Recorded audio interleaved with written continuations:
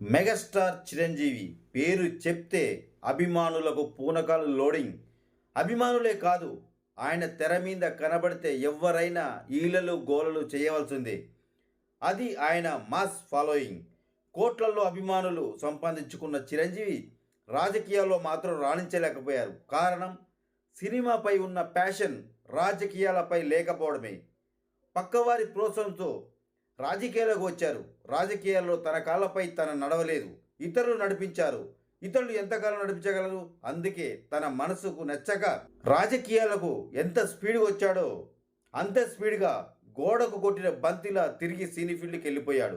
ప్రజారాజ్యం పార్టీని కాంగ్రెస్ పార్టీలో విలీనం చేసి అందుకు బహుమతిగా రాజ్యసభకు ఎన్నికై కేంద్ర మంత్రి పదవిని కూడా పొందాడు. ఆ తర్వాత మెల్లమెల్లగా రాజకీయాలకు దూరంగా వెళ్ళిపోయాడు. గాడ్ ఫాదర్ సినిమాలో ఓ డైలాగ్ ఉంటుంది, రాజకీయం నుంచి దూరంగా ఉన్నాను, కానీ నా నుంచి రాజకీయం దూరం కాదు. ఈ డైలాగు సినిమా కథకు అవసరమై రాశారా, లేక చిరంజీవి రాజకీయాలకు రావాలనే ఉద్దేశంతో రాయించుకున్నారా? ఆయన ఉద్దేశం ఎలా ఉన్నా మళ్ళీ రాజకీయాల్లోకి ఆయనను తీసుకురావాలని, ఆయన మద్దతు తీసుకొని లబ్ధి పొందాలని చూస్తున్నాయి కొన్ని రాజకీయ పార్టీలు. ఆంధ్రప్రదేశ్ రాష్ట్రంలో రానున్న సార్వత్రిక ఎన్నికల్లో చిరంజీవి పేరు బాగా వినపడుతుంది. ఎవరికి మద్దతు ఇస్తారు అనేది ప్రశ్న. ఎన్నికల్లో ఎవరికి మద్దతు ఇస్తారు? పెద్ద ఆయన రాజ్యసభ ఇచ్చి గౌరవించి కేంద్ర మంత్రి పదవి కూడా ఇచ్చిన కాంగ్రెస్కా? వైఎస్ రాజశేఖర్ కుమార్తె ఆంధ్రప్రదేశ్ కాంగ్రెస్ పార్టీ పిసిసి అధ్యక్షురాలుగా ఉన్నారు. చిరంజీవి ఇమేజ్ కూడా తోడైతే అధికారం దక్కడం పెద్ద సమస్య కానే కాదనేది కాంగ్రెస్ వ్యూహం.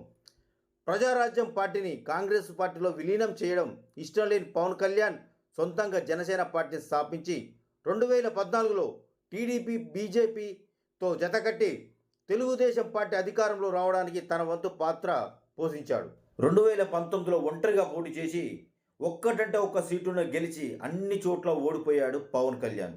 పవన్ కళ్యాణ్ కూడా ఓడిపోవడంతో అధికార పార్టీ నాయకులైన రోజా, అంబటి రాంబాబు లాంటి నాయకులు పవన్ కళ్యాణ్ ఒక ఆట ఆడుకున్నారు. అయినా పవన్ కళ్యాణ్ ఎక్కడ తగ్గలేదు.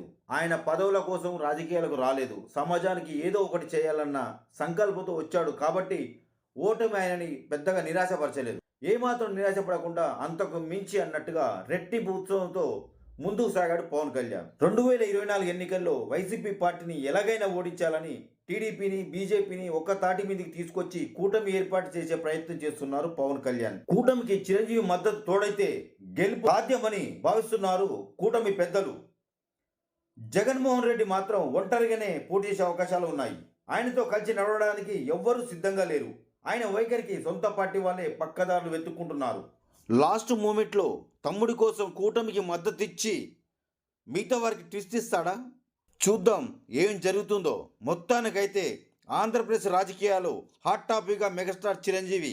అన్ని పార్టీల నాయకులు మెగాస్టార్ చిరంజీవికి టచ్లో ఉన్నారన్న గుసగుసలు వినబడుతున్నాయి.